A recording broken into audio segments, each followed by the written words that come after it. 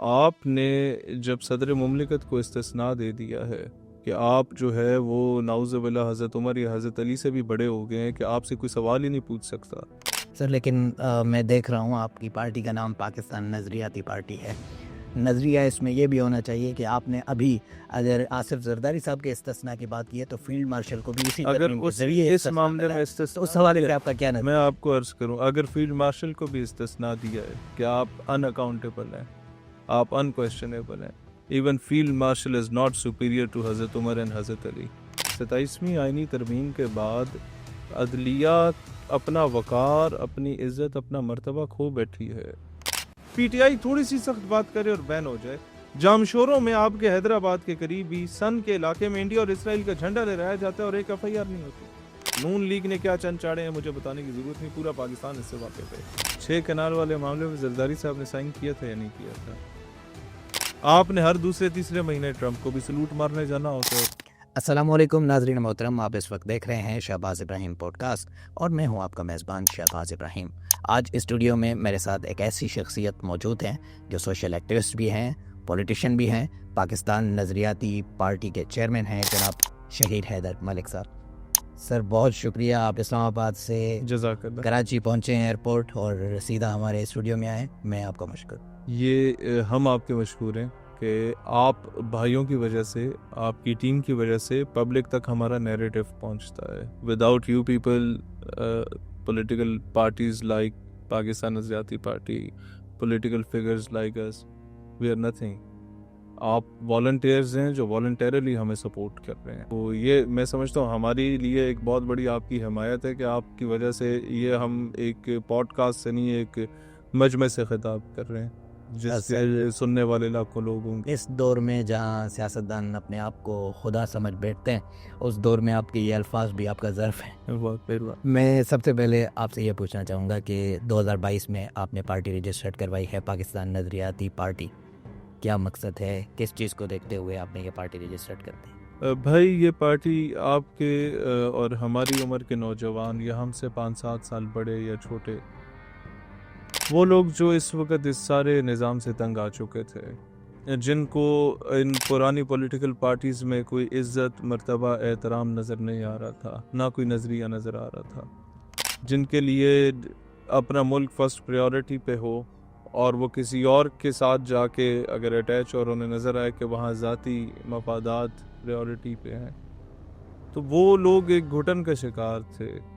उनको कोई प्लेटफॉर्म चाहिए था, एक ऐसा प्लेटफॉर्म जो प्रैक्टिकली इस मुल्क के लिए काम करे, एक ऐसा प्लेटफॉर्म जो कि प्रैक्टिकली मज़लूमों के हकूक़ की बात करे, एक ऐसा प्लेटफॉर्म जो उम्मत मुस्लिमा के इत्तेहाद की बात करे, एक ऐसा प्लेटफॉर्म जो कि फ़िरकावारियत के अगेंस्ट हो, जो लसानियत के अगेंस्ट हो, जो कौमों को फ़िरके की, लसानियत की, सूबाइयत की बुनियाद पे तकसीम करने की जगह इस नैरेटिव पे ले आए कि बाजू तेरा तौहीद की क़ुव्वत से कवी है, इस्लाम तेरा देश है तू मुस्तफ़वी है। जिस आइडियोलॉजी पे इकबाल कायद ने अपनी पूरी ज़िंदगियाँ लगा लीं और उस आइडियोलॉजी की प्रैक्टिकल इम्प्लीमेंटेशन की बात हो, तो उसके लिए कोई फोरम हमें पॉलिटिक्स में नज़र नहीं आ रहा था। तो we decided to create a new political party और अल्लाह का करम है कि हमारा एजेंडा, हमारा नैरेटिव शायद वोट की सूरत में तो अब इतना सामने नहीं आया, लेकिन नैरेटिव बिल्डिंग में हम बड़ा काम कर गए। सिर्फ पाकिस्तान नहीं बल्कि दुनिया में हमारी आवाज़ सुनी गई, बॉर्डर पार हमारी आवाज़ सुनी गई, बांग्लादेश में वो नैरेटिव बिल्ड हुआ इन 3-4 सालों में जो हमने यहाँ किया, हिंदुस्तान के लाखों करोड़ों मुसलमानों तक हमारी आवाज़ पहुँची, हमारी आवाज़ इराक़ से लेके सऊदी अरब तक पहुँची, ये अल्लाह का करम है, फ़लस्तीन तक पहुँची। मुसलमानों को एक प्लेटफॉर्म पे इकट्ठा करने में जो हमारा छोटा मोटा रोल हो सकता था वो हमने प्ले किया। ज़बरदस्त। मैंने ये सवाल इसलिए भी किया, 2022 के आसपास जो आखिरी सियासतदान रह गया था जेल जाने से, वो भी जेल गया, तो उसके बावजूद आपने, ये ज़ाहिर है आपके सामने सारी सिचुएशन है कि जो भी सियासतदान वज़ीर आज़म बनता है इस मुल्क में, बाद में उसका ठिकाना जेल ही है और बाद में वापस भी आ जाता है तो सारे केसेस भी ऐसे ख़त्म हो जाते हैं जैसे थे ही नहीं। तो इस पूरी सिचुएशन को देखते हुए बाद में भी सियासत में आना, तो कौन सी ऐसी चीज़ थी जिसने आपको पुश किया कि मुझे सियासत में ज़रूर आना है? देखिए, हमें जेल जाने ने पुश किया कि हम सियासत में आए। ये सारे तो सियासत में आने के बाद, वजारत उज़्मा के मनसब पे फायज होने के बाद जेल जाते हैं अपने करतूतों की सजा भुगतने के लिए, तमाम पॉलिटिकल पार्टीज। हम तो अब सियासी जमात बने नहीं थे कि हमने जेलें देखी, और पर्चे तो बेतहाशा देखे, ऐसा ही है। और आईडी कार्ड तक ब्लॉक हुए, हमारे बैंक अकाउंट्स भी सीज हुए, पासपोर्ट भी सीज हुए। तो ये सारा कुछ देखा और अजियतें झेली, दौरान इंटेरोगेशन टॉर्चर भी झेला, और 3-3 घंटे लगातार टॉर्चर झेला। उसके बाद हम इस नतीजे पे पहुँचे कि पहले धरनों में, चौकों चौराहों में, रैलियों में, जलसों में, एहतजाजों में इनका मुकाबला करते थे। अब इस अशराफिया का, अब इस माफिया का मुकाबला पार्लियामान में जाके करना है। ये वो माफिया है जिसने हर पॉलिटिकल पार्टी के ऊपर कब्जा किया हुआ है, जिसने इस निज़ाम के ऊपर कब्जा किया हुआ है। ये घुस बैठिए हैं वो 300 ख़ानदान जो आपको ब्यूरोक्रेसी में भी मिलेंगे, जो आपको हर सिस्टम में, हर निज़ाम में मिलेंगे, और हर पॉलिटिकल पार्टी की लीड में मिलेंगे। ये वही लोग हैं जिनके आबाओ अजदाद ने अंग्रेज़ों के घोड़े कुत्ते नहलाए थे, जिन्होंने 1857 की जंग आज़ादी में गद्दारियाँ की थी, 1920 की तहरीक खिलाफत में गद्दारियाँ की थी। ये लोग, जुल्फ़िकार अली भुट्टो शहीद ने जब पार्टी का ऐलान किया और कहा कि मैं जागीरदार वडेरे नहीं लाऊंगा, पूरी आवाम उसके साथ जुड़ गई। बट मेरा ख्याल है विद इन एन ईयर और 2 ये तमाम ख़ानदान उसको ज्वाइन कर गए। नून लीग की बुनियाद तो रखी ही इन लोगों ने, इन्हीं वडेरे जागीरदारों ने। फिर एक और उम्मीद की किरण इमरान खान की नूर सूरत में नजर आई।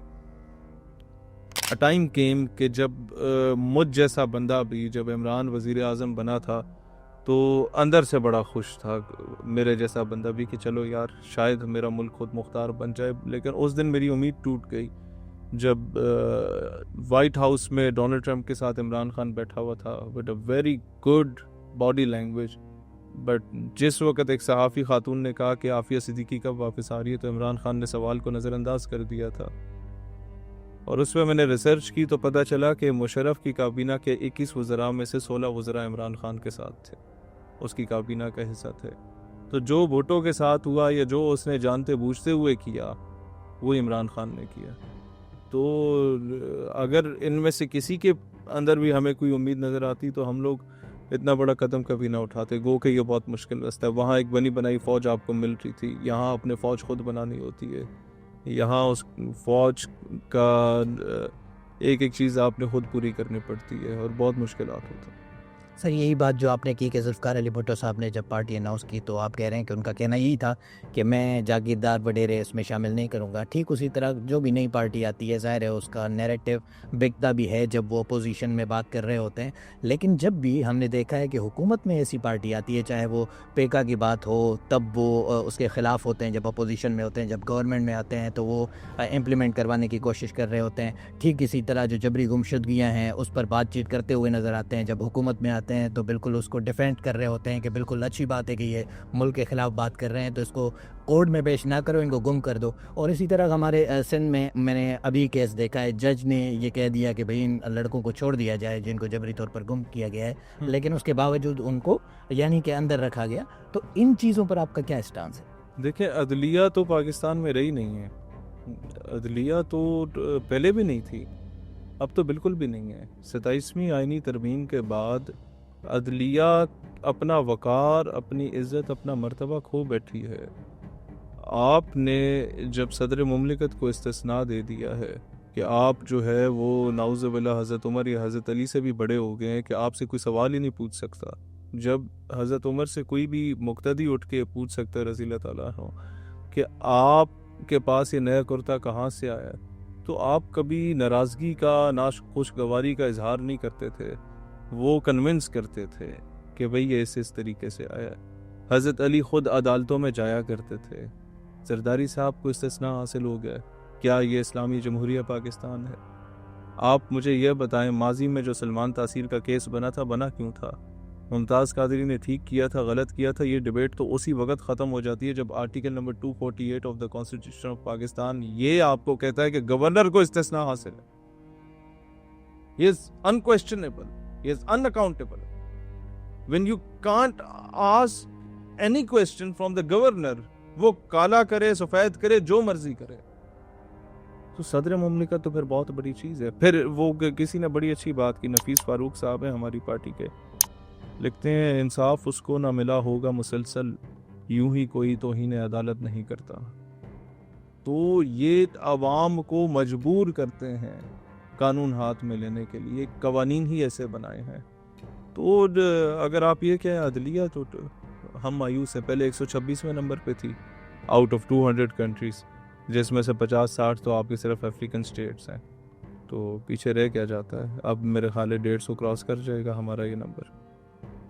सर लेकिन मैं देख रहा हूँ आपकी पार्टी का नाम पाकिस्तान नज़रियाती पार्टी है। नज़रिया इसमें यह भी होना चाहिए कि आपने अभी अगर आसिफ जरदारी साहब के इस्तिस्ना की बात की है तो फील्ड मार्शल को भी इसी अगर उस इस मामले में तो उस हवाले से आपका क्या नज़र? मैं आपको अर्ज करूं, अगर फील्ड मार्शल को भी इस्तिस्ना दिया है कि आप अनअकाउंटेबल हैं, आप अनक्वेश्चनेबल हैं, even field marshal is not superior to Hazrat Umar and Hazrat Ali. I repeat, field marshal is not superior to Hazrat Ali and Hazrat Umar. Am I clear? Yes, now clear. अब मैं ये भी ज़रूर पूछना चाहूँगा कि 28th अमेंडमेंट अब आ रही है, उस हवाले से आपकी राय क्या है? बहुत सारी बातें चल रही हैं। डिपेंड करता है कि उसमें आ क्या रहा है जी। अगर तो ये है कि मजीद सूबे बनेंगे, पाकिस्तान नज़रियाती पार्टी का नैरेटिव ये है कि एडमिनिस्ट्रेटिव डिवीजन्स की बुनियाद पे सूबे बनने चाहिए, लसानियत की बुनियाद पे नहीं बनने चाहिए। हम समझते हैं कि हमारे लिए मुसलमान होना और पाकिस्तानी होना बहुत है। हम सिंधी हैं, पंजाबी हैं, बलूच हैं, पठान हैं, वो भी एक काबिल फ़ख्र बात है, लेकिन ज़्यादा काबिल फ़ख्र मुसलमान होना और पाकिस्तानी होना है। ऐसा ही। और एडमिनिस्ट्रेटिव डिवीजन्स क्यों ज़रूरी हैं? सूबों का क़याम, एडमिनिस्ट्रेटिव डिवीजन्स का क़याम खिलाफत राशिदा के दौर से स्टार्ट हुआ था कि आपने पावर्स को डिस्ट्रीब्यूट करना है। एक बंदा सारी सल्तनत को नहीं संभाल सकता, आपने गवर्नर्स अपॉइंट करने हैं। ताकि मैं आपको एक सिंपल एग्जांपल देता हूँ।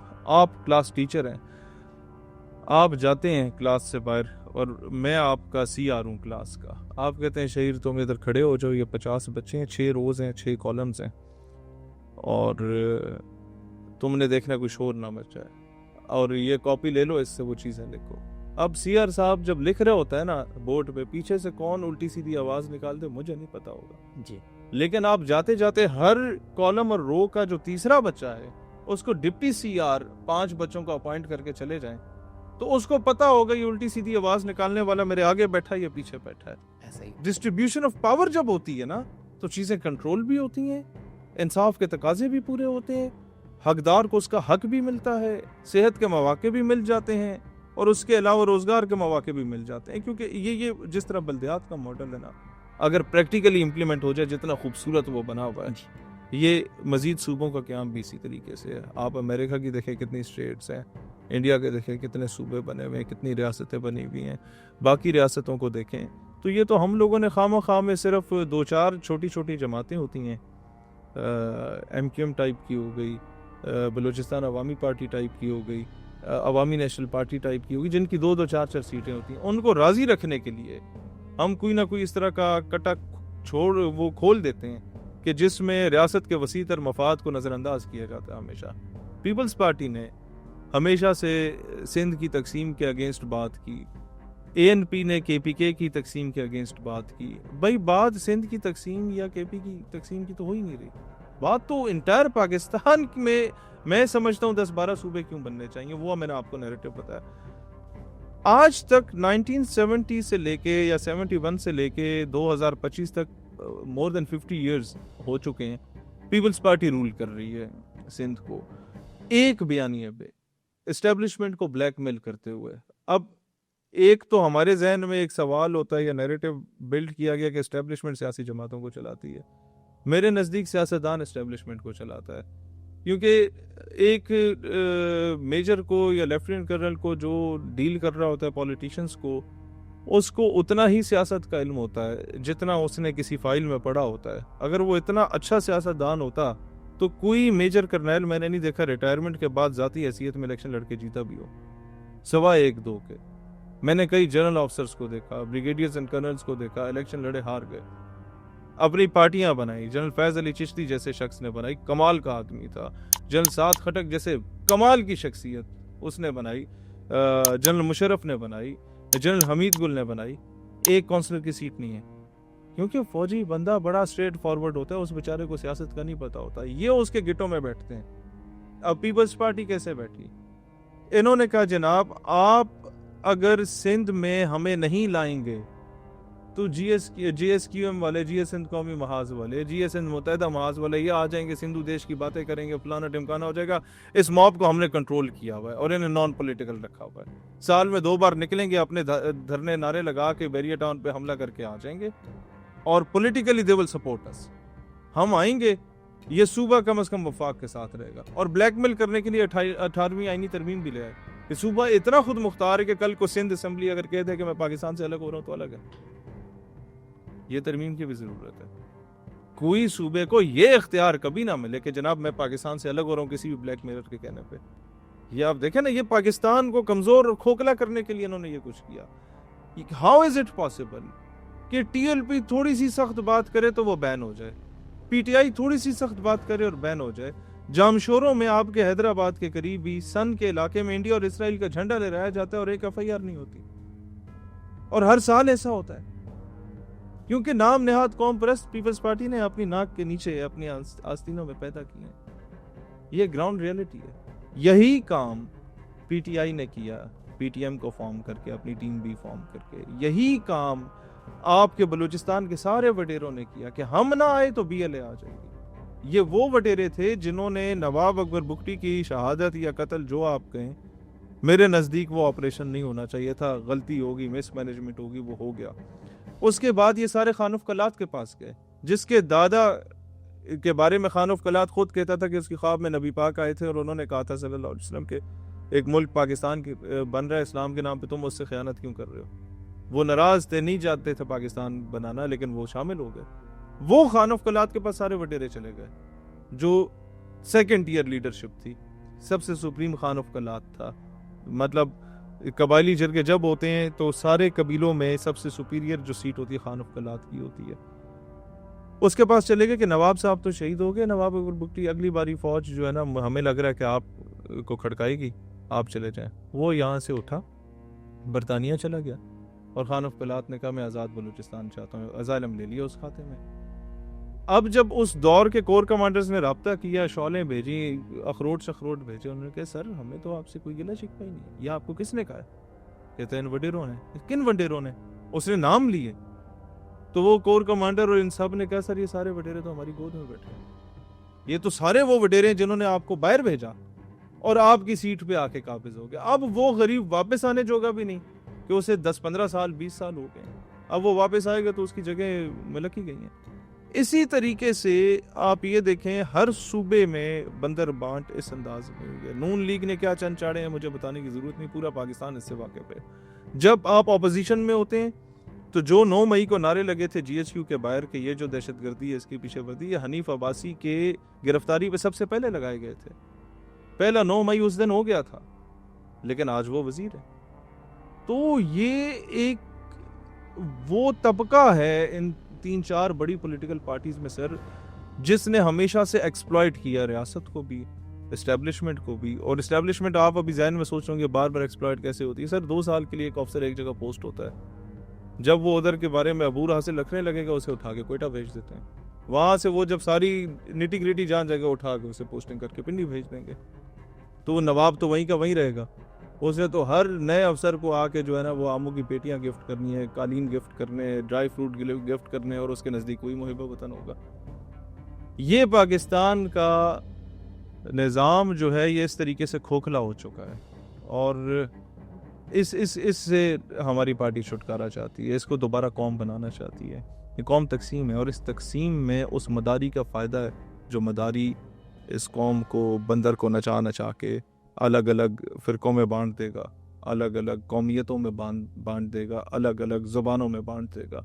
और दुनिया चांद पे पहुंच गई है।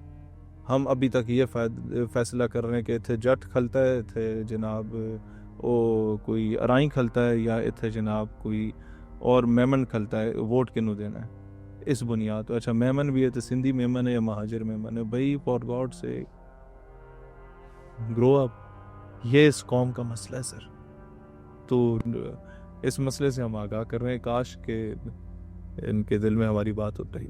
अच्छा, एक चीज़ इसमें जो आपने डिस्कस की कि वो इस तरह के कुछ नारे लगाते हैं स्टेट के ख़िलाफ़ और उनके ख़िलाफ़ कोई एफआईआर भी दाखिल नहीं होती। मैं ये एडवाइस ज़रूर करूँगा कि आपके पार्टी के उम्मीदवार छोटे सिटीज़ में से ज़रूर खड़े हों, ताकि ये मिस इन्फॉर्मेशन है। मैं बताता हूँ, वो वजह यह है कि मैं ज़ाहिर है छोटे सिटी से ताल्लुक़ रखता हूँ और बहुत सारे ऐसे लोगों को जानता हूँ। ठीक है, वो गलत कर रहे हैं या सही कर रहे हैं, ये अलग डिबेट है, लेकिन उनकी सड़ी हुई लाशें, उनके तशद्दुद-ज़दा लाश, ये हमने अपनी आंखों से देखे हैं। तो ऐसा नहीं कि उनके खिलाफ एफआईआर ही दाखिल नहीं होती। तो वजह मैं एक और सिर्फ वजह इसमें कोट कर दूं, जैसे साहिल अदीम साहब हैं, उन्होंने एक जगह यानी कि ज़ाहिर है कोई पब्लिक स्पीकिंग में बंदा बोलता है तो वो बड़ा क्लैपिंग लूँ, तो वो कहने लगे कि भाई सिंह जी जो हैं वो सबसे पहले जब बेटी उनकी जवान होती है तो वो बहुत पेश करते हैं। बहुत ठीक है, तो ये मिस इन्फॉर्मेशन है। और क्या है कि ये भी साथ साथ मिस इन्फॉर्मेशन है कि उनके खिलाफ एफआईआर नहीं होती। एफआईआर होने के बाद जजेस उनको छोड़ते भी हैं, तो यानी कि छोड़ने के लिए तैयार नहीं होते। एक चीज़ सिर्फ मैं बताऊं, इस चीज़ का मैं भी मोतरफ हूँ, क्योंकि I have been to Jamshoro, I have been to Hyderabad, मैंने हैदराबाद बार भी एड्रेस किया, I have been to Mirpur Khas several times. But ये चीज़ मैं मानता हूँ कि ये सारा कुछ होता है, कानूनी तौर पे नहीं होता, ये क्या कहते हैं, अदालत से बाहर बाहर सारे कत्ल हो जाते हैं, सज़ाएं दे दी जाती हैं, और ये दुरुस्त भी नहीं है। बट मुझे आज तक एक एफआईआर नहीं नज़र आई कि इसने इंडिया का झंडा उठाया, इसने इसराइल का झंडा उठाया। ये एफआईआर मिलती तो हमें बार बार प्रेस कॉन्फ्रेंस ना करनी पड़ती। हमें आपके ही इलाके के हमजा नकवी साहब बताते हैं, वो वहीं के हैं। आपके इलाके के सैयद अहमद रशीद साहब हमें बताते हैं, आपकी बार के काफ़ी अच्छे सीनियर मेंबर हैं। लेकिन अफसोस इस बात का है कि लोग वो हमेशा से उठाए जाते हैं जिसका खौफ वहाँ के लोकल वडेरा को होता है, जो वडेरा शाही निज़ाम को नहीं मानता जी, वो एंटी स्टेट कहलाता है। जो पाकिस्तान को नहीं मानता और पाकिस्तान को गाली देगा वो एंटी स्टेट नहीं कहलाता। एक दो केस इस तरह के आपको नजर आएंगे, ज्यादा वही नजर आएंगे जो वडेरे और पीर को गाली देगा सिंध में, उसके ऊपर लेबल लगाया जाएगा कि सिंधु देश की बात करने वाला है। आप समझ रहे मेरी बात? जी जी। बाकियों को अपने आगोश में पाला जाता है। तो ये this is my narrative. Okay, साथ साथ मैं ये भी ज़रूर पूछना चाहूँगा, अगर पाकिस्तान नज़रियाती पार्टी को कभी भी मौका मिलता है, जिस तरह अभी की सिचुएशन है, यानी आप बलूचिस्तान में देखें मारंग बलोच, फिर उसी तरह फिर KPK में आप देखें कि इमरान खान साहब को मिलने के लिए यानी कि उनकी बहनों को भी जो है वो नहीं दी जा रही ज़्यादातर। आज जिस वक्त हम ये पॉडकास्ट रिकॉर्ड करवा रहे हैं, CM KP जो हैं वो एहतजाज के लिए यानी कि प्रोटेस्ट पर बैठ गए पूरी रात, और जब हमारी पॉडकास्ट आ रही होगी तो मुमकिन है कि मुलाकात हो भी जाए, लेकिन आज रिकॉर्ड होने के वक्त तक तो उनकी मुलाकात नहीं हुई। फिर इसी तरह 6 केनाल्स वाला मसला सिंध में, यानी हर सूबे में कोई ना कोई इशू है, ठीक है। और फिर इस पर स्टेट यानी कि क्या कर रही है, आप क्या राय होगी? मैं आपको बताता हूँ जी। 6 केनाल वाले मामले में जरदारी साहब ने साइन किया था या नहीं किया था? साइन करना मुझे नहीं लगता कि इस पर प्रेसिडेंट का कोई काम भी है। चारों सूबों के मिनिस्टर्स वहाँ बैठते हैं, अगर कोई इस तरह की वहाँ से चीज़ हल होकर आगे निकले तो बाद में वो चीज़ आगे बढ़ती है। इस पे जरदारी साहब ने पहले साइन किया, ठीक है, फिर अवामी रद्द अमल आया जी। फिर बिलावल साहब ने कहा जनाब मैं तो जनाब मर वैस हूँ, लेकिन जो 6 कनाल है ये तो नहीं बनेंगे। अवाम को बेवकूफ़ बनाया गया हमेशा। जरदारी साहब फुली कन्विंस थे और वो ये कर चुके थे काम। ये तो लोकल जमातों ने इशू उठाया तो पीपल्स पार्टी ने कैश कर दिया, फिर इंडिया पाकिस्तान की जंग छिड़ गई जी। तो जाहिर है आपने पब्लिक नैरेटिव अपने हक में करना था। उन्होंने कहा ठीक है 6 कनाल शनाल कोई नहीं बना रहे हो, पानी आएगा तो कनाल बनेंगे, पानी बंद कर दिया उन्होंने। अब मामला ये है कि इस पे इसकी रूट कॉज पे जाना है कि भाई उसने साइन करने से पहले क्या सिंध की आवाम को एतमाद में लिया था? सिंध का ही सदर है ना, सिंध से आया पूरे पाकिस्तान पर रीड कर रहा है, तो क्या उसने अपने लोकल नवाब शाह के लोगों को ही एतमाद में लिया था या नहीं लिया था? नहीं लिया था।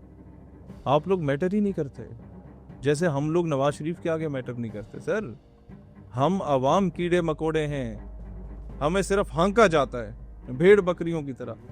एक चीज़ पे हम एहतजाज करेंगे, जब एक मकाम पे पहुंचेंगे तो देखेंगे सबसे बड़ा बैनर तो हुक्मरान ने खुद उठाया होगा। मैं आपको बहुत ज़बरदस्त एग्जाम्पल दूँ। मारंग बीबी का एक क्लास फेलो था, he was my class fellow in school tenure. अच्छा, अब मैं उसका नाम नहीं लूँगा, बहुत अच्छा दोस्त है वो, मुझे बड़ा मज़ाहिया वाक़िया सुना रहा था। कहता है कि मैंने एक सिफारिश के तहत BMC में बलूचिस्तान मेडिकल कॉलेज में एडमिशन ले लिया, तो वहाँ ख़बर ये फैल गई कि जनाब किसी का हक मार के तो एडमिशन ले लिया किसी और बंदे ने। कहता है मारंग बीबी नई नई आई थी, उसने कहा जी हमें एहतजाज करेंगे। सर अब उन बंदे का नहीं पता था उन्हें कौन था। कहता है यार मैं गया उसके पास, मैंने कहा ये बहुत गलत है, अगर कोई आपके ख़िलाफ़ खड़ा होता है तो मैं सबसे ज़्यादा मजम्मत करूँगा, आप एहतजाज की क़यादत करें। तो उन्होंने कहा नहीं आप क़यादत करो। कहता है उस एहतजाज को मैंने खुद लीड किया था और जिंदाबाद मुर्दाबाद करते करते जा रहा था। एंड पे मुज़ाकरात हुए उनके साथ, उन्होंने कहा हम इसकी इंक्वायरी करेंगे, अल्लाह खैर से। कहता मैं डिग्री करके आ गया।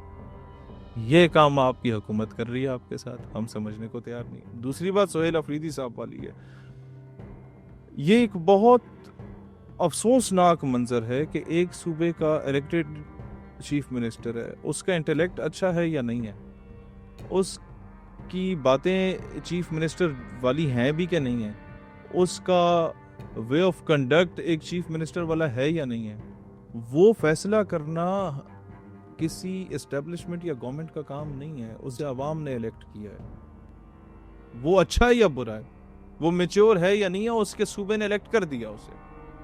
अब जब इलेक्ट कर दिया उसका इतना हक तो बनता है कि यार 1.5 महीने से या 1.25 महीनों से वो जलील हो रहा है, हर दूसरे दिन पूरे मिनिस्टर्स को उठा के ला रहा है, सूबे जाए भाड़ में। उसने कहा जनाब मैं बस चेयरमैन को मिलूंगा, मैंने उसी केस में मारे जाना है, तो उसे मिलने दो, सूबा तो चले। मतलब सिर्फ इस वजह से, इसमें चलो मैं PTI के कल्ट को तो एक तरफ रखता हूँ, जो हमारी गवर्नमेंट है उसके कल्ट का आप अंदाज़ा लगाएं, उसकी आप फहम फरासत का अंदाज़ा लगाएं कि सूबे में आग लगी हुई है, सूबा तबाह हो गया, अमन तबाह हो गया, और उसका वज़ीर आला अगर इस चीज़ पे ज़िद कर रहा है कि जनाब हमारा मुलाकात आप करा दें हमारे बड़े से, और आप नहीं कराने दे रहे, आपका क्या चला जाएगा। बहुत हो गया, खान ने कहते ना जनाब दोबारा निकलो सड़क पे, तो आप ना निकलने देते, मिलने में क्या हर्ज, हुज्जत तमाम हो जाए। फिर आप उनकी बहनों को हर दूसरे दिन जलील कर रहे हैं। पाकिस्तान में जो हो रहा है दिस इज नथिंग न्यू, लेकिन अब भाई सोशल मीडिया का दौर है, आपकी जग हसाई हो रही है। आप जब इंटरनेशनल फोरम्स पे जाएंगे आपकी बदनामी होती है, और आपने हर दूसरे तीसरे महीने ट्रंप को भी सलूट मारने जाना होता है, शर्म उल शेख की कॉन्फ्रेंस हो, कुछ हो, बस एक बाप रखा हुआ है, उसको नोबेल प्राइज दोबारा नॉमिनेट करके आना है। हमारा उसके साथ मेरे ख्याल है कोई डिफेंस पैक्ट हुआ हुआ है कि तुम हमें हर महीने के बाद ये बता दो कि एक जहाज और बधा दिया मैंने जो आप लोगों ने कराया, और हम तुम्हें नोबेल प्राइज अनाउंस कर देंगे। भाई ट्रंप ने भी डिप्लोमेटिक नॉर्म्स का ख्याल नहीं रखा, ऐसे ही है, जो सदर आता है उसको वो बेइज्जत करता है। इससे पहले कि कोई दिन ऐसा आए जिस पे अमेरिका और आपका कॉन्फ्लिक्ट ऑफ इंटरेस्ट आ जाए और आपके वजीर आजम को बिठा के वो इतना ही पूछ ले कि जनाब ये औरतों के साथ क्या हो रहा है, तो हमारे वजीर आजम का तो इतनी जरूरत नहीं है कि वो उससे पूछे कि पहले ये बताओ आफिया सिद्दीकी के साथ क्या हो रहा है। वो तो फिर वजात देने के जोगा नहीं होगा, उसने सीखी सारी जिंदगी गुलामी है। तो कम अज कम इस तरह ना करें कि आवाम का सियासत से एतमाद ही उठ जाए। ख़वातीन को प्रॉपर ड्यू रिस्पेक्ट देनी चाहिए। आपको क्या मौत पड़ती है, एक जमहूरी आईनी हक है एक कैदी का, वो चाहे जितना आपने उस पर करप्शन के या किसी तरीके का चार्ज लगाया वो अपने वकील को मिल सकता है, अपने रिश्तेदारों को मिल सकता है, अपने दोस्तों को मिल सकता है। आपने उसे सॉलिटरी कन्फाइनमेंट में रखा हुआ है और वो एक्स प्राइम मिनिस्टर है आपके मुल्क का। तो इस चीज़ को मैं कभी भी नहीं समझता कि मैं जस्टिफाई कर पाऊंगा, ये बोलूँगा कि जी जो हो रहा है ठीक हो रहा है। बिल्कुल भी कुछ भी ठीक नहीं हो रहा, गलत हो रहा है। बिल्कुल सर, अभी आपने इलेक्शन भी कॉन्टेस्ट किया है या फिर इलेक्शन कॉन्टेस्ट करना चाह रहे थे, तो उस हवाले से भी हमें बताएं क्या स्टोरी है इसकी। सर इलेक्शन तो हम लोगों ने हर हल्के से अपने कैंडिडेट्स खड़े करने की कोशिश की। 2024 में भी, तब तो नई नई पार्टी बनी थी, कोई 89 हल्कों में खड़े किए, ज़मनी में भी हमने खड़े किए। सारों का फोकस तब हो गया हमारे हल्के की तरफ जब मैंने फैसलाबाद जाके कागजात जमा कराए। हमने एक दिन में कोई 7 UC चेयरमैन अपने साथ मिला लिए जिस दिन कागजात मंजूर हुए, और 3-4 ब्रादर जो पॉलिटिकल पार्टीज़ थी उन्होंने मेहरबानी की, जिनका 2000 से लेकर 16,000 तक अलग अलग पार्टियों का वोट था, उन्होंने हिमायत का ऐलान कर दिया क्योंकि वो अपनी तरफ से बाइकआउट पे थे। और 2 तारीख को सुबह कागजात मंजूर होते हैं। हम मतलब कोई 30-40 हज़ार वोट ग्रैब कर चुके थे एक दिन में इन 2-3 हिमायतों की वजह से। और बाज़ारों में हम जाते हैं तो लोग उमट उमट के बाहर आते हैं, क्योंकि 10 किलोमीटर स्क्वायर का हल्का है। पहले हमने जो इलेक्शन लड़ा था वो देही इलाके से लड़ा था, वो एमपीए का हल्का ही 150 किलोमीटर स्क्वायर है, और ये टोटल 10 किलोमीटर शहरी हल्का था। तो जब नून को नज़र आ रहा था कि हमारा कुछ नहीं बनेगा, तो अगले दिन रात को 7:30 बजे इन बुज़दिलों ने आरओ ऑफिस खुलवाया और मेरे कागजात मुस्तरद कर दिए। तो ये तो खैर मैं समझता हूँ इलेक्शन हम उसी दिन जीत गए थे जिस दिन हमारे कागजात मुस्तरद हुए थे, और हमें खुशी इस बात की हुई कि एटलीस्ट हम रिकग्नाइज होना शुरू हो गए। अभी तक हमें लगा हुआ था कि हम वैसी दीवारों से बातें कर रहे हैं, हमारी कोई वेटेज ही नहीं है, हमारी कोई सही ही नहीं है। तो अभी हमें ये उम्मीद नज़र आई है कि चलो कुछ हमें समझा जा रहा है, कहीं पढ़ा जा रहा है, कहीं परखा जा रहा है, दैट इज़ गुड।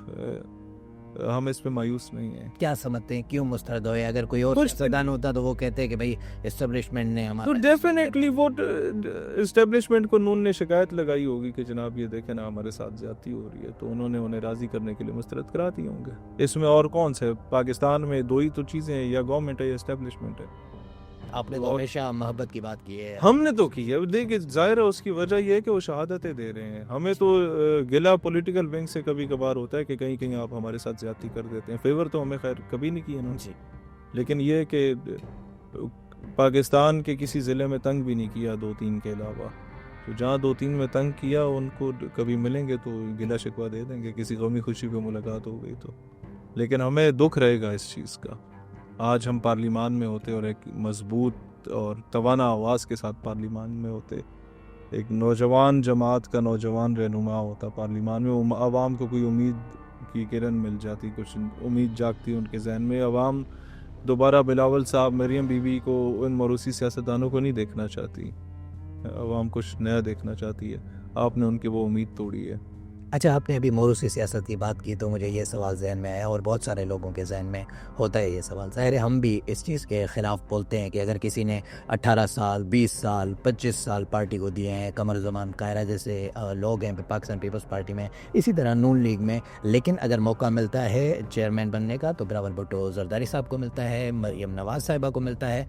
लेकिन अगर हम देखें कि इमरान खान साहब जब से जेल में हैं तो उनकी पार्टी एक जगह एक प्लेटफॉर्म पर नहीं है, यानी इतना डिस्ट्रीब्यूट हो चुकी है कि हम जैसे जहन ये मानने लगे हैं कि शायद मौरूसी ज़्यादा बेटर है। इमरान खान साहब की पार्टी तो पार्टी थी भी नहीं ना। That was not a political party. PTI is basically a fan club of unguided missiles. वो मिसाइल है जिन्होंने उड़ना है और फटना है। अब इन घुग्गुओं को ये नहीं पता कि मेरे घर पे फटेंगे, आपके घर पे फटेंगे, अपने घर पे जाके फट जाएंगे। मसला ये है, वो एक फैन क्लब था। That wasn't a political party. आपने at the same time doctor Tahirul Qadri का भी धरना चल रहा था और पीटीआई का भी चल रहा था, और पीटीआई का चेयरमैन एक्सेप्ट करता था कि यार मुनज़्ज़म लोग वो हैं, हमें कभी मौका मिला आपसे सीखेंगे। कभी वो जमात इस्लामी को कहता था मौका मिला तो आपसे सीखेंगे, तो इन्हें मौका मिला नहीं। सर लेकिन ये जो अनगाइडेड मिसाइल हैं, हाँ, इन्होंने विदाउट यानी कि इंतखाबी निशान के अपनी पार्टी को अगर फेयर देखा जाए, ठीक है, मैं के उस पे तो वो करता ही नहीं हूँ ना, इख्तलाफ करता ही नहीं हूँ कि जनाब एक नैरेटिव बिल्डिंग में कामयाबी हासिल कर गए जी, उस पे तो मैं कभी, इलेक्शन भी यही जीते हैं 2024 का, ये भी मैं मानने को तैयार। और ये मैंने बोला, सबसे पहली प्रेस कॉन्फ्रेंस मैंने की जी कि पीटीआई के एमएनए कहीं फंसे हुए हैं, उन्हें कुछ चाहिए सियासी जमात जो उन्हें पार्लियामान में एक्सेप्टेंस मिल जाए, हमारी जमात ले लो। हमने तो ये भी ऑफर किया। 10 फरवरी को ही मैंने 2 दिन बाद प्रेस कॉन्फ्रेंस कर ली थी और ये भी ऐलान किया कि मेरे हल्के से नून को जिताया, जीती पीटीआई है। ये चीज़ें हम मानते हैं, लेकिन सर अनगाइडेड मिसाइल है। मतलब इंडिया पाकिस्तान की जंग हो रही थी और आपके पीटीआई के ओवरसीज़ के बड़े बड़े रहनुमा इंडियन मीडिया पे बैठ के शहबाज शरीफ को, रासिम मुनीर को गालियाँ दे रहे थे। ये तो गलत। मतलब आप पाकिस्तान में बैठ के जो मर्जी बोल रहे हैं जी, आप जब इंडियन मीडिया पे होते हैं तो वो आपका फील्ड मार्शल, आपको अच्छा लगे या बुरा लगे, वो आपका वजीर आजम है, फिर दूसरा बिल्कुल है, वो आपको अच्छा लगे या बुरा लगे। आई वाज इन सऊदी अरब, इमरान खान का दौर था और मैं 2 बार गिरफ्तार हुआ इमरान खान के दौर में, इसी बयानिए पे जो आज इमरान का बयानिया है जी, एब्सोल्युटली नॉट वाला, अमरीकी गुलामी नामंजूर वाला, ये ऑपोजिशन में बयानिया, ये जब आने लगते हैं ना ऑपोजिशन में करीब करीब, पाँव हिला के तो एब्सोल्युटली नॉट बोल देंगे। ये this is very much easy task. ये हमने इनके दौर में ये नारे शारे लगाए, हमें उठा के अंदर कर देते थे। मैं मक्का में, मदीना में, दमाम और जुबैल, इन 4 शहरों में पाकिस्तानियों को खिताब किया एक सहाफ़ी ने दौरान खिताब भी शरारतन सवाल किया इमरान के अगेंस्ट, और उस वक्त लोग सख्त पीटीआई के अगेंस्ट हो चुके थे। इनकी हुकूमत ख़त्म होने से आधा पौना साल पहले महंगाई होगी, 100 मसले, सही है। लॉलेसनेस होगी।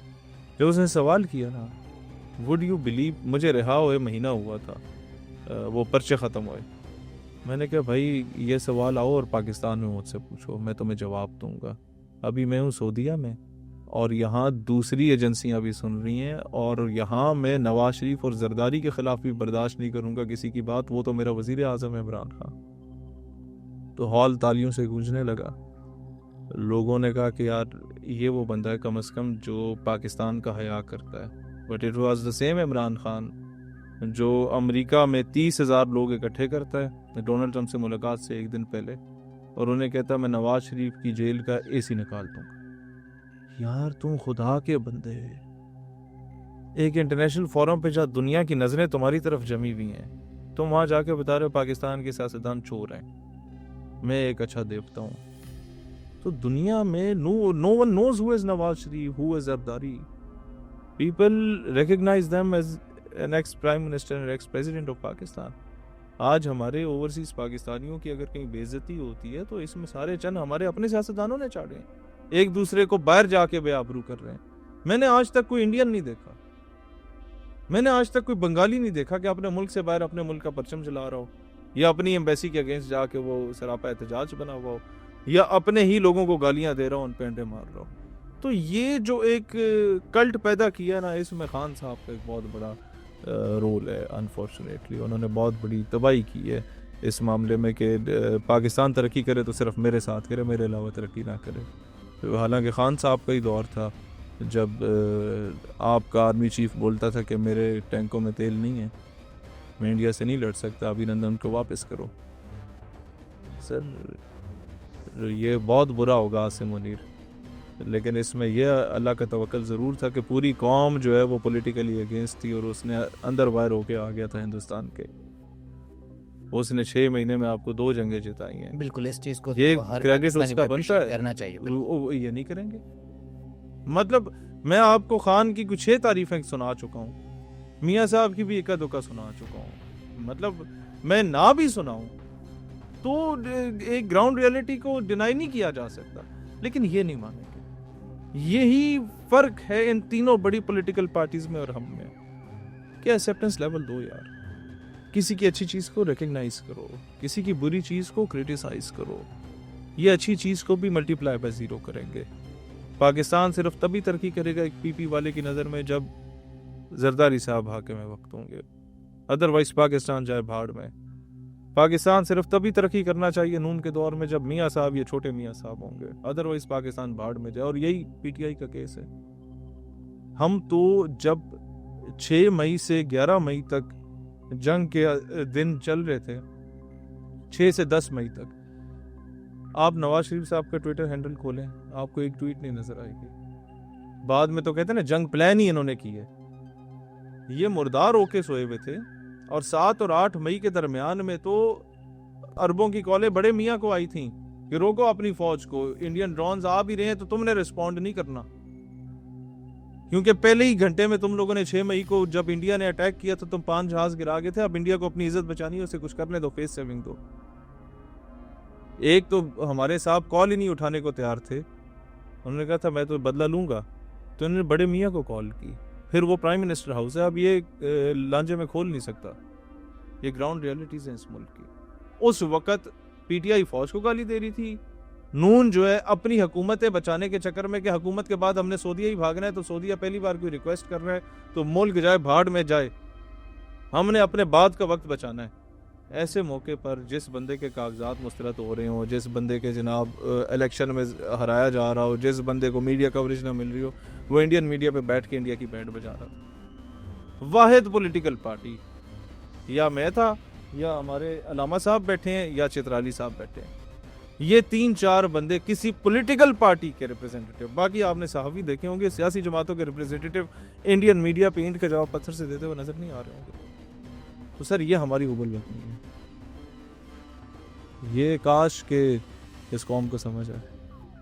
बिल्कुल ऐसा ही है, लेकिन ऐसा क्यों होता है कि अगर मिसाल के तौर पर जैसे आपने अभी फरमाया कि आर्मी चीफ ने कहा कि मेरे टैंकों में तेल नहीं है, तो ये भी हम जैसे सियासतदान का कसूर बता रहे हैं कि इमरान के दौर में ठीक इसी तरह इमरान जब वुड हैव सेक्ड हिम। जब एक और चीज़, जब भुट्टो साहब का वो नारा बताते हैं कि उधर तुम इधर हम, इस तरह का भी, उसमें भी ज़्यादा रोल मुझे नहीं लगता कि पॉलिटिशियंस का था बांग्लादेश को अलग करने में, अगर हम बहुत ज़्यादा रिसर्च करें इस पर।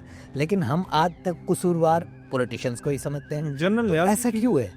किताब थी, मैंने ढाका, फॉल ऑफ ढाका पर जनरल न्याज़ी की किताब जी पढ़िएगा। सर मेरे आंसू नहीं रुकते थे। General Niazi was the person जिसको टाइगर का खिताब मिला था before partition even. He was a brave soldier. हमने तारीख का सिर्फ एक रुख दिखाया सारी अवाम को। और जनरल रियाया को औरत और शराब सप्लाई करने में भुट्टो साहब का ही रोल होता था कि वो सारी ज़िंदगी नशे में धोती रहें और फैसले सारे रियासत के हम करें। जब एक चीज़ सामने नज़र आ रही थी कि मुजीब जीत गया इलेक्शन, इक़्तिदार मशरक़ी पाकिस्तान जाना ही जाना है, कौन जाके सारा दिन सिगार लगा के और शराब की बोतल उठा के मिन्नतें करता रहता था फौज की कि ना करो ना करो, मुल्क टूट जाएगा। वो अपना दिफाई निज़ाम अलग मांग रहा है, वो अपना इख्तियारात अलग मांग रहा है, अपने इंटरनल मैनेजमेंट का सिस्टम सारा अलग मांग रहा है, वो अपनी फॉरेन पॉलिसी अलग मांग रहा है। वही भाड़ में जाए दिफाई निज़ाम और फॉरेन पॉलिसी। जब वज़ीर आज़म ही वो होगा तो दिफा भी उसका है, फॉरेन पॉलिसी भी उसकी है। वो तो एजेंडा ही फेल हो गया जो उसकी इलेक्शन कैंपेन का एजेंडा था। तो सर इसमें मैं कसूरवार अकेला जर्नैल को नहीं ठहराता, इसमें सियासतदान बराबर का शरीकवार है, बल्कि ज्यादा। हाँ हाँ बिल्कुल। तो इसी में मैं कहता हूँ जहाँ बाजवा कसूरवार था वहाँ इमरान खान भी कसूरवार था। मतलब खान में तो थी ना विल पावर। यूएन में आप तकरीरें देखें अपनी और इंडिया के सामने, आप भीगी बिल्ली बन के बैठ जाएं उसमें कश्मीर कॉज के मामले पे या अभिनंदन को वापस करने के मामले पे। यू वुड हैव आस्क्ड कि अफजल गुरु की मैयत वापस करो, यू वुड हैव आस्क्ड कि सैयद अली शाह गिलानी वापस करो, यासीन मलिक को जो अरेस्ट किया हुआ है हमारे हवाले करो, आसिया अंदराबी को तिहाड़ जेल से निकाल के हमारे हवाले करो, वापस करो। पायलट था भाई, उनके मुल्क की इज्जत जो है वो खाक में मिली हुई थी। आपकी एयरफोर्स जाके शहादतें देती है, कुर्बानियाँ देती है, जाके उनके बंदे मार आती है, फौजें जाके बॉर्डर पे कुर्बानियाँ देते हैं। ये चंद लोग हमारी अशराफिया के 2-2 टके के लोग बड़ी कुर्सियों पे बैठ के आपके मुल्क की इज्जत का सौदा कराते हैं। जंगे आज तक हम कोई नहीं हारे, ये मेस पे ही हारे हैं जो हारे हैं। आपके मैं परसों की बात है, कश्मीर के कोई 4-5 साबिक सदर और वज़ीर आज़म आए हुए थे, कश्मीर हाउस में प्रोग्राम था, तो उधर मैं खिताब कर रहा था। मैंने कहा कश्मीर के लिए जो डेलीगेशन जाते हैं उसमें सिंध के एक वफाकी या सूबाई वज़ीर थे, चांडियो साहब, बड़े मशहूर, वो भी जा रहे थे कश्मीर को रिप्रेजेंट करने, कश्मीर का मौक़िफ़ देने। वसीम बदामी का प्रोग्राम था, उसको सर सुनिएगा। उसमें पूछता, चांडियो साहब आप जा रहे हैं कश्मीर का मुकदमा लड़ने के? जी मैं जा रहा हूँ। चांडियो साहब मकबूजा कश्मीर को छोड़ें, आप आज़ाद कश्मीर के कोई ज़िलों का, कोई डिवीज़न्स का बता दें कितने, और या ये बता दें उसका हदूद अरबा क्या है। ये तो मुझे नहीं पता साईं। अच्छा आपको पता क्या? मुझे ये पता है इंडिया जुल्म कर रहा है। तो आप ये बोलेंगे अक़वाम मुत्तहिदा में? हाँ, नहीं, ये भी बोलूँगा कि पैलेट गन भी चलता है उधर, आप ये बोलेंगे। उसके अलावा अगर कोई काउंटर आर्गूमेंट आ गया, काउंटर क्वेश्चन आ गया, तो आप क्या आज सकेंगे? नहीं, वो हमारी टीम है ना साथ। फिर आपकी स्पीकर सिंध असेंबली साहिबा, वो किसी स्पोर्ट्स टीम की कोच बन के बैरूनी ममालिक इंटरनेशनल दौरों पे जा रही होती है। सर ये आपके मुल्क की स्पोर्ट्स के साथ सिंसेरिटी है आपके सियासतदानों की, और ये कश्मीर कॉज के साथ सिंसेरिटी है आप लोगों की। ये पूरे पाकिस्तान का हाल है। हम लोग बेहतरीन होते थे, हमारे ये लियारी के बच्चे जो हैं, जो बलोच बच्चे हैं, आपको पता है स्ट्रीट फुटबॉल चिल्ड्रन का जो वर्ल्ड कप होता था, ये ब्राज़ील को शिकस्त दे आते थे या अर्जेंटाइन को शिकस्त दे आते थे। दोनों वर्ल्ड कप के फाइनल मैच तक पहुंचे हैं, खैरात के पैसों पे गए थे, मुस्लिम हैंड्स इंटरनेशनल की। इनको खैरात की जगह का स्टेट स्पॉन्सर करे, इन्हीं बच्चों पे प्रॉपर काम करे, आप फीफा में क्वालिफाई नहीं करेंगे, आप क्वार्टर फाइनल तक पहुंच जाएंगे। आपके चमन में बलूचिस्तान के, आपके हज़ारा कम्युनिटी कोयटा वाली, और फिर आपके ये चित्राली, फिर आपके ये जो हैं अपने लियारी वाले, ये 4 इलाकों के सिर्फ आप बंदे पकड़ें, ये कमाल के फुटबॉलर्स हैं।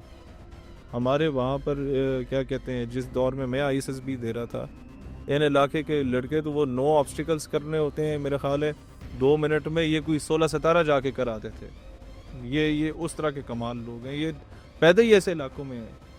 तो बहुत टैलेंट है इस मुल्क में। यहाँ सिफारिश ने मार दी हर चीज़ को। यहाँ जितने इंटरनेशनल डेलीगेशंस कश्मीर को रिप्रेजेंट करने जाते हैं, पाकिस्तान को रिप्रेजेंट करने जाते हैं, बड़े बड़े आपके सियासतदानों के भांजे भतीजे जा रहे होते हैं, बड़े बड़े ब्यूरोक्रेट्स के ऑफिसर्स के भांजे भतीजे जा रहे होते हैं। यहाँ तक कि फिर वफाकी वज़रा मीडिया पे आके डिफेंड करते हैं। जब सवाल किया गया कि मरियम बीबी जब जा रही थी तो उनकी साहिबजादी क्यों गई और उनकी साहिबजादी की सहेली क्यों गई, वफाकी वजीर आके डिफेंड करता है कि यार जहाज़ वैसे भी खाली जा रहा था, अगर वो ना जाती तो सीट खाली चली जाती, वही मुझे ले जाते ना साहब, आपने सीट ही भरनी थी, उनकी सहेली को ले गए तो, और वो भी मेरे टैक्स के पैसों पे, मुझसे पूछे बगैर। तो ये चीज़ें, आपने बेनज़ीर इनकम सपोर्ट प्रोग्राम का पैसा देना है, तस्वीर आप शहीद मोहतरमा की लगाएंगे या तस्वीर पंजाब में आप शरीफ साहब की लगाएंगे, नवाज शरीफ साहब की, आटे के थैले पे थोप के, पैसा किसका? आपका, मेरे टैक्स का पैसा। मेरी तस्वीर क्यों नहीं लग रही? ऐसा ही आपकी तस्वीर क्यों नहीं लग रही? उन्होंने अपने जहेज के, अपने ज़ाती फंड के पैसे तो नहीं दिए। तो ये तमाशा है। ये मुल्क में मदारी मुल्क चला रहे हैं, ये डुगडुगी बजाएंगे, तमाशा लगाएंगे, आवाम आएगी, तमाशा देखेगी और वोट डाल के चली जाएगी। बिल्कुल ऐसा ही है। लेकिन पाकिस्तान नज़रियाती पार्टी के पास ऐसा क्या फॉर्मूला है कि जिस तरह आपने भी कहा कि अभी इलेक्शन छीना गया है और विनर पीटीआई थी, ठीक है, आपकी अपनी राय ये है, तो आपके पास कौन सा ऐसा फॉर्मूला है कि आप अगर कभी भी हुकूमत में आते हैं तो आप इन चीज़ों को बेटर करेंगे? सर, हम जब आ जाते हैं तो फिर तो हम बेहतर कर लेंगे। दुआ करें हम आ जाएं किसी तरीके से। पहले तो ये है कि आ पाएंगे या नहीं, हमने तो वो मेहनत करनी है। जब आ जाएंगे तो फिर देखें, AQ खान से जब पूछा गया था ना कि अगर आपको इक़्तिदार मिले तो क्या करोगे, उसने कहा I will put right person at the right place. हम राइट पर्सन को राइट प्लेस पे लगा देंगे, आगे काम वो करेगा। एक्स कैनेडियन प्राइम मिनिस्टर था, I don't remember his name, उसने बड़े रिफॉर्म्स लाए कनाडा में, और वो हफ्ते में 1-2 बार अपने दोस्तों के साथ सिनेमा में फिल्म देखने भी जाता था, और निज़ाम मुल्क का ठीक चल रहा था। कौन सा वज़ीर आज़म इतना वेला है कि 3 घंटे की फिल्म देखने सिनेमा में जा रहा है, पॉपकॉर्न खा रहा है? He used to go there. आवाम उससे खुश है क्योंकि उसने खुद मोबाइल उठा के सारे काम नहीं कर रहा था, उसने इंटीरियर मिनिस्टर ठीक बंदा लगा दिया, फॉरेन मिनिस्टर ठीक बंदा लगा दिया, लैंड रिफॉर्म्स वाला ठीक बंदा लगा दिया। यहाँ तो टके मार है ना, यहाँ तो if I am the president, जो मेरा जेल में नथू फतू जो चरसी पौडरी भंगी मेरा दोस्त था, मेरे सवाबदीद पे है कि पूरी दुनिया के एम्बेसडर्स मैं लगाऊंगा, नथू को भेज दूंगा, चल भी तू मलेशिया लगा जा, फतू को भेज दूंगा, जनाब तू इंडोनेशिया चला जाए बतौर पाकिस्तानी सफ़ीर, और जो कोई गामा माजा होगा उसको मैं अमेरिका बरतानिया का लगा दूंगा। फिर मैं देखूंगा जनाब मैं आर्मी चीफ बन गया हूँ, ये 3-4 जनरल हैं मेरे बड़े अच्छे दोस्त हैं, इनको कहीं अप्लाइज करना है, उसको मुख्तलिफ मुल्कों के मैं सफ़ीर लगा के भेज दूंगा। फ़ॉरेन ऑफिस में, फ़ॉरेन सर्विस में उसने ज़िंदगी का 1 महीना ना लगाया, पता उसे धेले का ना हो। इसी तरीके से क्योंकि सदर मुमलिकत है, पार्टी के बाकी लीडरशिप में जो ऑब्लाइज नहीं हो सके सेनेट में या किसी और जगह पे गवर्नर बनने में, उनको मैं सफ़ीर लगा के भेज दूंगा। पाकिस्तान की इकोनॉमी को अगर कोई चला सकता है तो इस मौके पे जब सर्वाइवल की जंग पाकिस्तान लड़ रहा है, सिर्फ आपके एम्बेसडर्स बचा सकते हैं। पूरी दुनिया को स्किल्ड लेबर की जरूरत है, आपके पास है ही नहीं। यहाँ बंदा कागजात पूरे करेगा, सारा कुछ करेगा, जाके एयरपोर्ट पे जलील होकर वापस आ जाएगा, आप जाने नहीं देंगे, FIA उसे रोक देगी। बेचारा अपने दान नंगर बेच के, अपनी माँ का जेवर बेच के वो एयरपोर्ट तक जाता है, आप वापस रिवर्स गियर लगा देते हैं। गलती से वो अगले मुल्क पहुंच जाता है तो वो भेज देते हैं वापस। आपने पासपोर्ट को इस काबिल ही नहीं छोड़ा। पूरे गल्फ में किसी दौर में पाकिस्तानी गुड्स बिका करते थे as a gesture of goodwill कि यार ये एक न्यूक्लियर स्टेट है, अपना मुसलमान भाई है, इसकी चीज़ें बेचेंगे। अब सारी चीज़ें आपकी ख़त्म होगी, इंडिया बेच रहा है अपना सामान, आटा, क्या कहते हैं, घी, प्याज, चना, चावल, क्या कहते हैं उसको, टमाटर, सब इंडिया के। क्यों? क्योंकि इंडिया का जो एम्बेसडर है उसने 10-12 रुकनी अपने टेक्नोक्रेट्स की टीम बनाई, वो दुबई में बैठा हुआ है, वो उनके इंडस्ट्री के मिनिस्टर के पास जाएगा, एक टेक्नोक्रेट। आप इस इंडस्ट्री जो ये 4-5 लगी हैं, इसमें किस किस चीज़ की ज़रूरत है लेबर की? यार हाँ, यहाँ पर ये काम ठीक नहीं हो रहा, ये नहीं हो रहा, ये नहीं, यहाँ हमें इतने बंदे चाहिए, स्किल्ड हों, CV की ज़रूरत नहीं है, बंदे को काम आना चाहिए। ये नहीं कि जी मैकेनिकल इंजीनियर है और काम उसको सिर्फ वो डेफिनेशन है आती हूँ, काम आना चाहिए तो मिल जाएगा। वो जनाब 2000 बंदा उठा के उसने लगा दिया।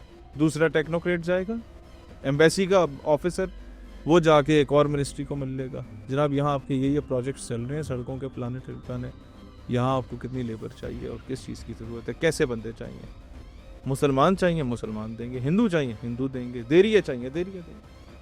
उसने किया। हमारा जो ब्यूरोक्रेट है ना, जो डीपीओ बैठा होता है एक ज़िले में, या जो डिप्टी कमिश्नर साहब बैठे होते हैं, उनकी नेचर और हमारे मुल्क के बाहर सीपीओ की वो अपना क्या कहते हैं एम्बेसडर की नेचर एक है। पूरे शहर में टोटल 5-6 शुरफा उनके दोस्त होंगे जिनके पास या उन्होंने जिम खाने में जाके गप लगानी है, या वो इनके डेरे पे आके इनके पास गप लगाएंगे, और वही पार्टीज में जाएंगे और वही आएंगे। उन 6 के बाद 7वें बंदे को वो जानते नहीं होंगे। सिर्फ हफ्ते में एक अदद या महीने में एक अदद खुली कचहरी में 4-5 बाबों के साथ वीडियो बना के वायरल कर दिया। अब आप कहेंगे इससे बेहतर बंदा कोई नहीं।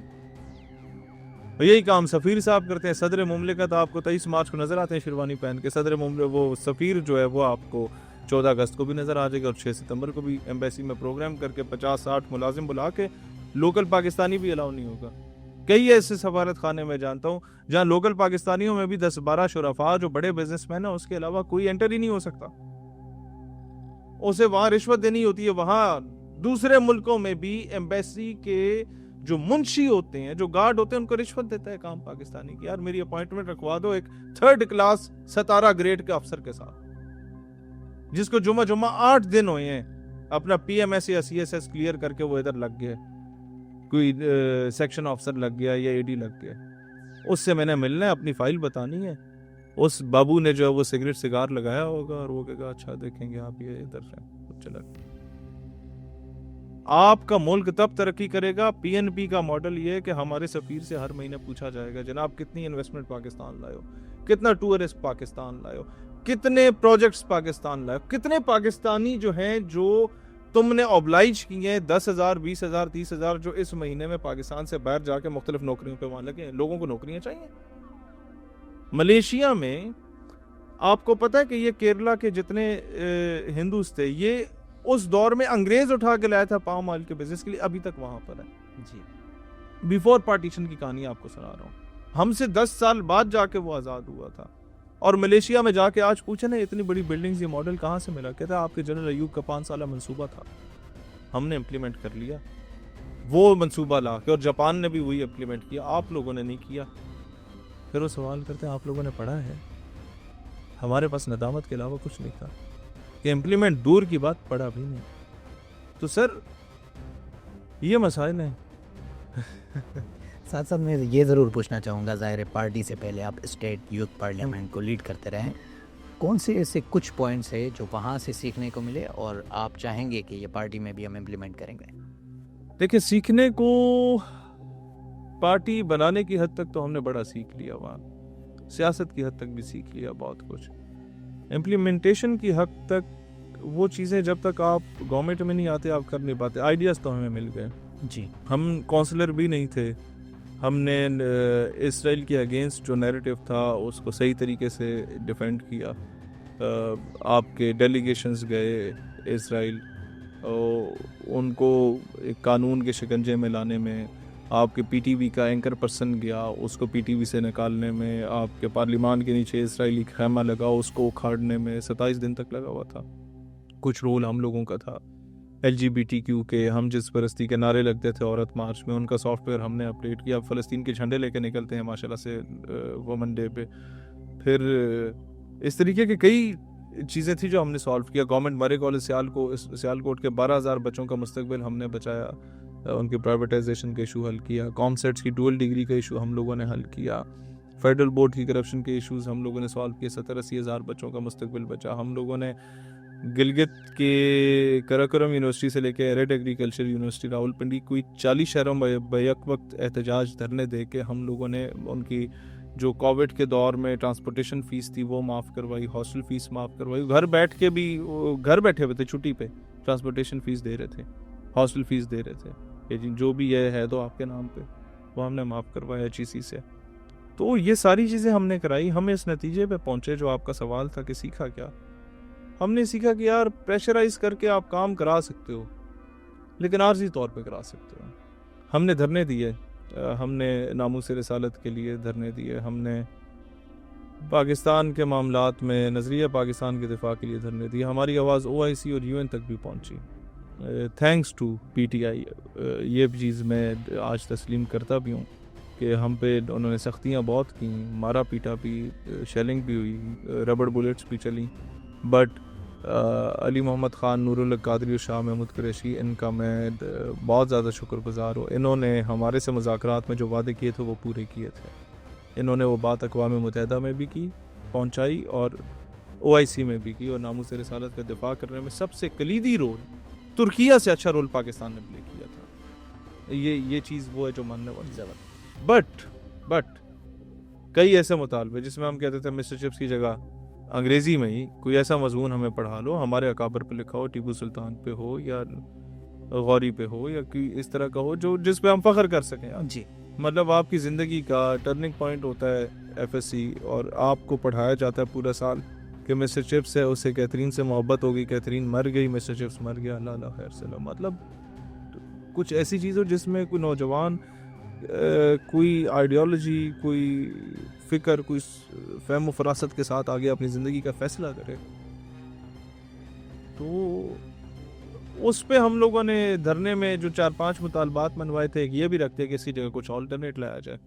सही। वो भी अप्रूव हुआ, इम्प्लीमेंट नहीं हुआ, अभी वही कुछ चल रहा है। तो हम इस नतीजे पे पहुंचे कि सारा काम धरनों से नहीं होता, कुछ काम पार्लियामान में जाके कानून साजियाँ कराने से होता है। जी, तो हम फिर इस नतीजे पे पहुंचे स्टेट यूथ पार्लियामेंट में रहते हुए कि जितना हमने सोशल एंड पॉलिटिकल एक्टिविज्म करना था वो कर लिया, अब प्रैक्टिकल पॉलिटिक्स में आना है, तो अब उसका सफ़र तय कर रहे हैं। It will take time. आपने अभी औरत मार्च की भी बात की, तो मैं ज़रूर पूछना चाहूँगा कि पाकिस्तान नज़रियाती पार्टी फेमिनिज्म के हवाले से आपने क्या राय रखती है? Pakistan Nazriati party women empowerment पे अपनी बड़ी मुस्बत राय रखती है। Pakistan is a blessed state जिसका नेशनल असम्बली में there are reserved seats for the women, in all the provincial assemblies there are reserved seats for the women. Pakistan is the only Muslim country जिसकी वज़ीर आज़म, जिसकी speaker कौमी assembly, जिसके क्या कहते हैं चीफ मिनिस्टर एक खातून रही हो, जिसकी पायलट भी ख़वातीन रही हो, जिसकी मीडिया इंडस्ट्री में मर्दों से ज़्यादा ख़वातीन हो, जिसके जहाज़ों से लेके बसेस तक आपको ख़वातीन मिलेंगी, जिसके आर्मी में चले जाएं तो मेडिकल कोर में भी, सिग्नल कोर में भी, इंजीनियर कोर में भी आपको ख़वातीन मिलेंगी, आपको एयर फोर्स और नेवी में भी ख़वातीन मिलेंगी, आपको you name any department, you name any government institution, आपको टीचिंग फैकल्टी में स्कूल से लेके यूनिवर्सिटी तक मर्दों से ज़्यादा ख़वातीन मिलेंगी। पाकिस्तान में अगर आप अमेरिका में जाएं और 20 मर्द खड़े हैं और ख़ातून आती है तो वो मर्द उसे रास्ता नहीं देंगे, क्योंकि तुम्हारा 21वां नंबर 21वें नंबर की चीज़ मिलेगी।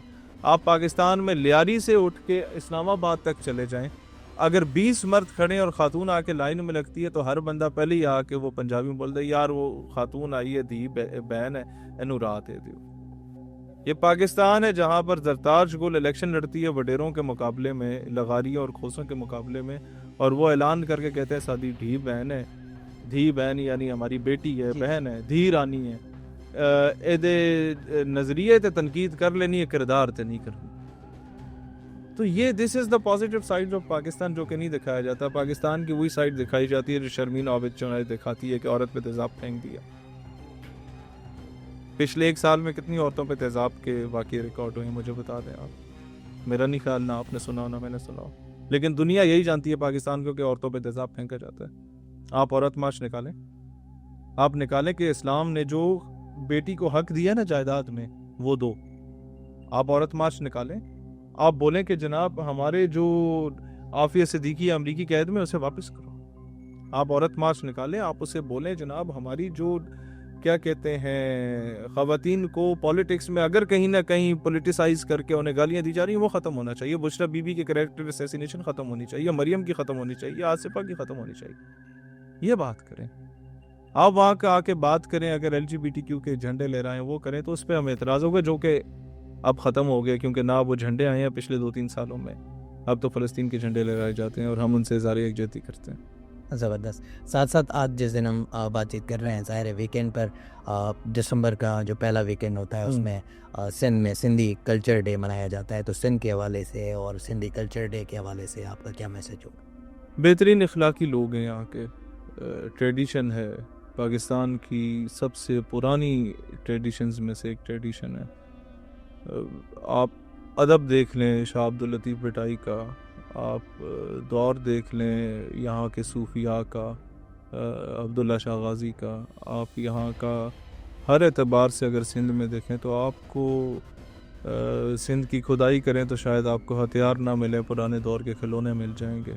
यहाँ मोहब्बत बांटने वाले लोग हैं, यहाँ एहतराम करने वाले लोग हैं, यहाँ एक दूसरे से कोई तल्खी कलामी भी हो जाती है तो हाथ जोड़ के माफ़ी भी मांग लेंगे। आप अंदरूनी सिंध में चले जाएं, सुबह 6 बजे आप देखेंगे तो मस्जिद से भी बंदा निकल रहा होगा और मंदिर से भी निकल रहा होगा, एक दूसरे को गाली नहीं देंगे, स्माइल पास करके हाल हवाल करके अपने अपने घरों में चले जाएंगे। तो ये वो सकाफ़त का सिंध का एक मुस्बत पहलू है जिसे कभी नज़रअंदाज नहीं किया जा सकता और इसको हमेशा से अप्रिशिएट करना चाहिए। बिल्कुल ऐसा ही है। और साथ साथ हमारा आखिरी सेगमेंट ये होता है कि हम कुछ शख्सियात के यानी कि नेम्स आपके सामने रखेंगे, उसके नेम के साथ ही जो जहन में आपका पहला सेंटेंस आए आप हमें बताएंगे। सदर पाकिस्तान आसिफ अली जरदारी साहब। अल्लाह उन्हें सेहत दे। वज़ीर आज़म पाकिस्तान शहबाज शरीफ साहब। मुझे शर्मिंदगी हुई जब मैंने उन्हें देखा कि 2 जंगें जीतने के बाद शर्मुल शेख की कॉन्फ्रेंस में जो उनका बॉडी लैंग्वेज था। मैं उनसे यही अपील करूँगा कि आप फ़ाते कौम के वज़ीर आज़म हैं तो फ़ाते कौम के वज़ीर आज़म बन के जाएँ। गो के इसमें आपका कोई किरदार नहीं था, फ़ौज का किरदार था, लेकिन फिर भी अपनी बॉडी लैंग्वेज ऐसे रखें कि being a Pakistani we should be proud of you. Nawaz Sharif sahab. माजी का किस्सा। इमरान खान। अल्लाह उनकी मुश्किलात हल करें। Maryam Nawaz Sharif. She is a good administrator. She is a good administrator. साथ साथ आप भी यूथ का नारा लगा रहे हैं और इसी तरह इकरारुल हसन भाई भी अब पॉलिटिक्स में एंट्री दे रहे हैं। वो तो हमारे लिए मेहनत कर रहे हैं। उन्होंने कहा कि मैं नहीं आना चाहता, ना मेरा बेटा आएगा, और फिर उन्होंने ये कहा कि नौजवानों की जमात होनी चाहिए, नौजवान वज़ीर आज़म होना चाहिए। वो तो पाकिस्तान नज़रियाती पार्टी है, तो he is working for us and I am thankful to him. Bilawal Bhutto Zardari sahab. Bilawal साहब से मैं ये रिक्वेस्ट करना चाहता हूँ कि इंटरनेशनल फोरम से जब स्टेट आपको भेजती है लॉबिंग के लिए तो पाकिस्तान की लॉबिंग करनी होती है, पीपल्स पार्टी की नहीं करनी होती। और अशार के पर्दों में हम जिनसे मुखातिब हैं वो जान गए होंगे, हम नाम नहीं लेते। बहुत शुक्रिया सर, आपने हमें वक्त दिया। नाज़रीन मोहतरम, आपने सर शहीद हैदर मलिक साहब को सुना और मुझे बहुत अच्छा लगा इनके साथ गुफ्तगू करके एज अ यूथ, क्योंकि ये हमारे लिए ही काम कर रहे हैं और मुझे उम्मीद है जब भी इनको मौका मिला तो ये पाकिस्तान के लिए अच्छा काम करेंगे, पाकिस्तान की प्रॉस्पेरिटी के लिए, इंटीग्रिटी के लिए और स्टेबिलिटी के लिए। इसी के साथ मैं आपसे इजाज़त चाहूँगा। इंशाअल्लाह किसी और पॉडकास्ट में किसी और गेस्ट के साथ आपके सामने हाजिर होंगे। तब तक के लिए अल्लाह हाफ़िज़।